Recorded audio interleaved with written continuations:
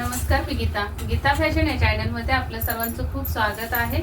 तर आज आपण बघणार आहोत या मापावर कटिंग। तर हे जे माप आपल्या व्ह्यूअर्सनी पाठवलेलं आहे कमेंट करून, तर एवढंच दिलेलं आहे। पूर्ण उंची आहे 14, अपर चेस्ट आहे 40, फुल बस्ट आहे 42, शोल्डर 15.5, आर्म होल आहे 19 आणि बॅक साइडचा गळा आहे 10 इंच। तर इथं कंबर दिलेली नाही, एवढंच कटिंग दिले म्हणजे बॅक साइडची कटिंग दाखवायची आणि तीच बॅक साइडची कटिंग तुम्ही फ्रंट साइडला कटिंग छापून घेऊन त्याच्यावर तुम्हाला जो पण तुमचा ब्लाऊज असेल, फोरटक्स असो, कटोरी असो, प्रिन्सेस कट असो, त्या पद्धतीने तुम्हाला पुढचा भाग कट करायचा आहे, हाच पार्ट ठेवून। तर आता पाठीमागच्या भागाची कटिंग करताना आता आपल्याला कशी केली पाहिजे या मापासाठी ते बघूयात। सुरुवातीला मी एक रेघ ओढून घेणार आहे उंचीसाठी। तुम्हाला कापडाचा फोल्ड करून घ्यायचा, अखंड पदराकडून उंची टाकून घ्यायचे।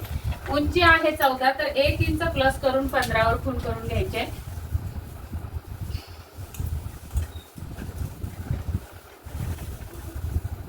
या पद्धतीने त्यानंतर आपल्याला इथे आता काटकोनामध्ये 2 रेघा ओढून घ्यायच्यात यालाच, या उंचीला। पहिल्या रेघेवर आपले इथे येणार आहे शोल्डर आणि लास्ट रेघेवर खाली येणार आहे कंबर। त्यानंतर डीप नेक आहे 10 इंच म्हणजे डीप नेक आहे ब्लाऊज। तर डीप नेक साठी शोल्डर पासून 5.5 वर एक खूण करून घ्यायचे। तिथे सुद्धा काटकोनामध्ये रेघ ओढून घ्यायचे आणि आता आपल्याला इथे अप्पर चेस्ट टाकायचे। अप्पर चेस्ट आहे 40 आणि शोल्डर आहे 15.5 आणि कंबर दिलेली नाही, तर कंबर आपण इथे घेऊया 36 इंच। तर 15.5 चे आपल्याला 10 इंच गळ्यासाठी शोल्डर ऍडजस्ट करून घ्यायचे। 15.5 चे निम्मे येणार आहेत 7.5। 15.5 चे पहिले हाफ करून घ्यायचे आहेत 7.5, त्यातून आपल्याला 2 इंच मायनस करायचं आहे।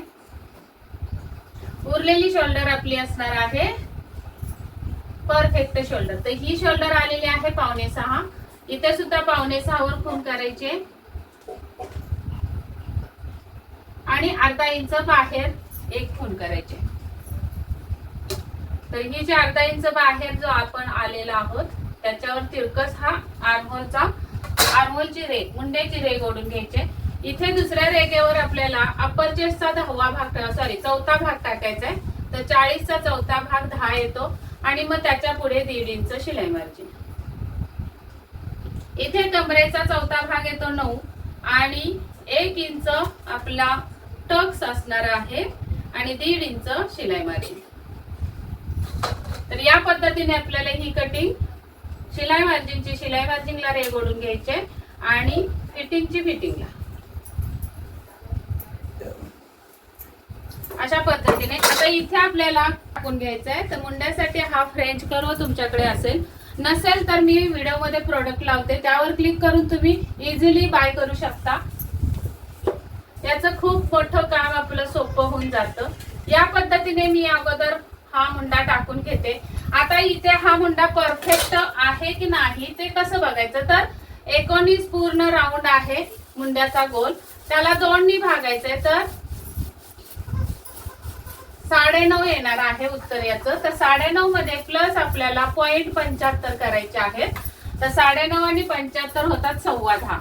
तर इकडे आपल्याला शोल्डरचं मार्जिन सोडायचं आहे आणि बाही जोडायचं पण मार्जिन सोडायचं आहे आणि या पद्धतीने टेप लावून आपला हा मुंडा 10.15 भरला पाहिजे। तर हा मुंडा 9 इंचच भरतोय, जवळजवळ 1.25 इंच आपल्याला हा मुंडा कमी पडतोय। तर इथे आपण 1.25 इंच वाढवून घेऊयात। या साईडला सुद्धा 1.25 इंच, म्हणजेच ही आता मुंड्याची उंची किती झाली। सुरुवातीला आपण 5.5 वर रेघ मारली होती, आता त्यामध्ये 1.25 प्लस केले तर 6.5 पावणे 7 इंच उंची आलेली आहे। आता हा राऊंड परत एकदा आपण आर्महोलनी देऊन घेऊयात मुंड्याचा या पद्धतीने आणि परत एकदा मोजून बघूयात 10.15 उंची येते, मुंड्याची गोलाई येते का, हाफ मुंडा 10.15 आला पाहिजे। तर या पद्धतीने परत एकदा मी मोजून बघते। तर हा परफेक्ट 10.15 वर येऊन थांबलेला आहे टेप। तर हा मुंडा अगदी योग्य आहे आणि हा मुंडा आपला कमी बसला। तर अशा पद्धतीने तुम्ही मुंड्याची पण कटिंग करायची आहे. अजिबात तुमच्या मुंड्याजवळ घोळ येणार नाही किंवा शोल्डरही पडणार नाही.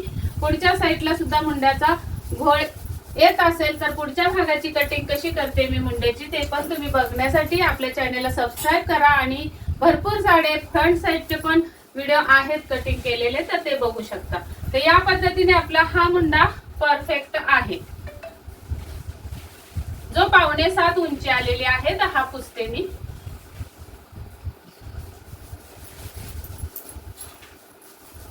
या पद्धतीने पूर्ण कटिंग होणार आहे मुंड्याची. अगदी कमी सुद्धा होणार नाही किंवा लूज सुद्धा पडणार नाही. त्यानंतर तुम्हाला इथून इकडे शोल्डर पट्टी तुम्ही तुमच्या आवडीने घ्यायची. मी 3 इंचावर ठेवणार आहे आणि 10 इंच गळ्यासाठी अर्धा इंच प्लस करून 10.5 वर फोन करायचे. आणि खालच्या साईडला गळा रुंदी तुम्ही 3 इंच पण ठेवू शकता, 3.5 इंच पण ठेवू शकता. तुमच्या आवडीनुसार आहे गळा रुंदी किती ठेवायची ते.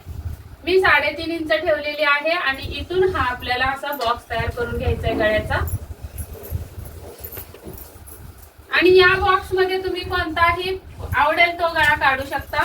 चौकोनी असो, राऊंड नेक असो, व्ही नेक असो, पंचकोनी असू द्या, पान गळा असू द्या, जो आवडेल तो तुम्ही यामध्ये गळा तुम्ही काढू शकता. आता एवढा डीप नेक असेल तेव्हा तुमचा हा क्रॉस जेव्हा मुंडा येतो, तर मुंडा क्रॉस जेव्हा येणार आहे तेव्हा तुम्हाला हे काटकोनामध्ये तुम्हाला शोल्डर करून घ्यायचे. तर गळ्याच्या साईडला तुमची शोल्डर स्लोप येणार आहे.